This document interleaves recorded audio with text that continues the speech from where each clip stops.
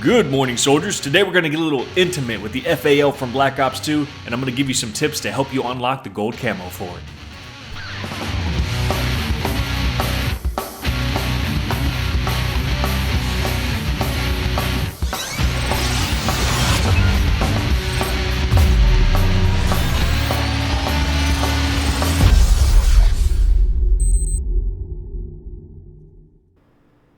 Where are my battle rifle fans at? I love battle rifles, guys. I love semi-automatic rifles. I've loved them in every single Call of Duty. I just love the accuracy and just the skill and challenge behind it. It's a lot of fun. But in Black Ops 2, you notice a problem with battle rifles right off from the start. The time to kill in Black Ops 2 is significantly lower than in Black Ops 1. There aren't enough long lines of sight to really take advantage of what a battle rifle is all about.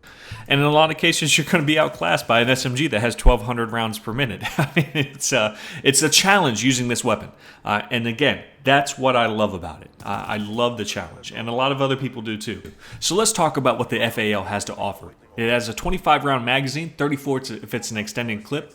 Up close, it's doing 55 damage unless you get a headshot that's multiplied by 1.4. So it's still not a one-hit kill like it was in Modern Warfare 3 with the MK14. Far away, it's going to be a 3-hit kill. You're going to be looking at doing 40 damage. But still, 3-hit kill at any range, that's not a bad thing. That's not something to be mad at. The reload time is also really good at 2.09 seconds if you're still got a round in the chamber, and 2.7 seconds if you are completely empty.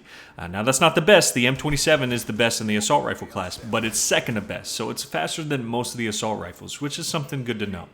And it's also interesting to note that this actually has the highest damage in the class, and the SMR actually advertises itself as the highest damage, and that's not technically true.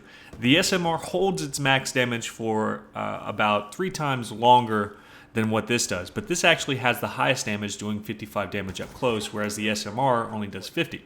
Either way, it's still 2 bullets to kill up front, so it may not be something that you feel on a regular basis. With the SMR, you definitely feel the range of the max damage, the range of that 2-hit kill, but this actually does do the highest damage in the class.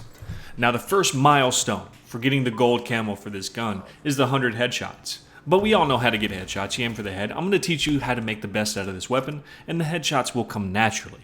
Now, there's a lot of room for play with the FAL. This weapon has some serious personality, and it's going to come down to your play style and what you consider to be important to how you play. But there's going to be some things that I highly recommend that you use if you're going to be using this weapon.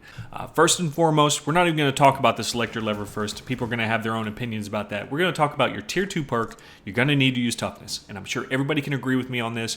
You're going to be going against a lot of SMGs in Black Ops 2. And the Scorpion has a 1200 RPM rate. You cannot afford for any of your bullets to come off target. Your rounds per minute just are too slow for something like that to happen to you. And without toughness, you're going to see it happen quite a bit. You're going to go against an SMG. It's going to flinch your sights way over their head, and you're going to miss shots. And you just can't do that with this weapon. In order for you to come out on top, you need to depend on the fact that you can get a 2-shot kill up close. That is the only thing that's going to reduce your time to kill to lower than what a Scorpion might be. And that's actually going to be a reoccurring theme with this weapon. You are revolving your class around making your shots count. Because this weapon can be outstanding. It can outshine other weapons if you make your shots count. So you're revolving pretty much everything around that. That's why I use the laser sight. So when I start pre-firing, before I go aiming down the sights, I'll get a hit marker or 2. And that'll reduce the time to kill. That's why I use quick draw, because that significantly reduces the time to kill by letting you aim down the sights and let this weapon do what it shines at, which is to put bullets down range in a very accurate fashion. Now, I think the most controversial thing with this weapon right now is definitely the selector lever, in which I think it should turn it into a 3-round burst. I mean, let's make no mistake, there are such thing as fully automatic FALs. They exist. That's on the selector lever. That is an option.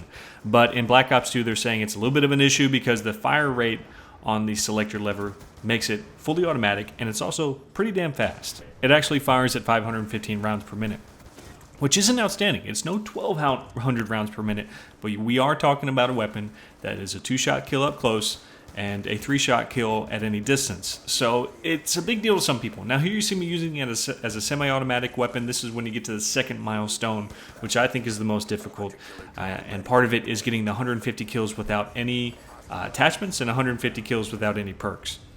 That's a lot of fun. What I did is I just went in a demo where you had a lot of targets to shoot at and just try and keep them at arm's length.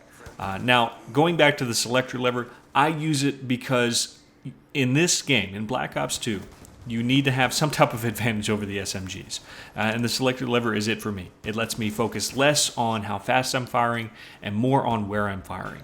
And like I said, I love semi-automatic rifles, but the selector lever, maybe it's a little bit of a crutch because I can fire that fast on my own, but it does make me much better with the weapon. Now, I think that's going to be controversial. People are going to say a semi-automatic rifle should stay semi-automatic.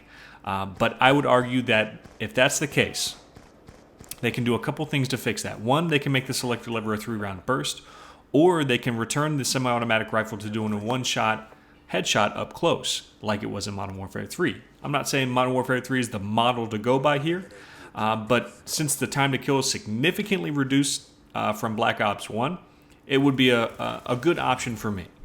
Now, I get a lot of people that are subscribed to me that are hardcore fans, so one interesting note is I actually played this in hardcore.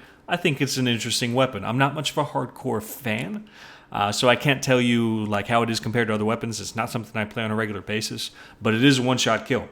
So it was really interesting to play. I'm just not a huge fan of the game type. So if you're a hardcore player, I would recommend this. I did do some serious ass-kicking here, and it was my first time playing hardcore in years. But my overall setup for this weapon that I'm going to share with you guys is I use lightweight as my first tier perk. And that helps me keep up with some of the SMG guys. We talked about my tier 2 perk, which is toughness, something I highly recommend. And my tier 3 perk is dexterity, and that's part of, like I said, what revolves around this weapon. Getting your weapon up, putting your bullets down range, making every shot count, and getting it out quickly. As far as what attachments I'm using for this weapon, I am using the Wildcard primary gunfighter, and the 3 attachments that I'm using is the quick draw, the selector lever, and the laser sight. All of those things come together to form just a really outstanding weapon for me. Again, it really comes down to your play style. I think there's a lot of wiggle room with this weapon. I do recommend quick draw, and I highly recommend laser sight. Those are going to get your bullets on target faster and really help you perform well with this weapon.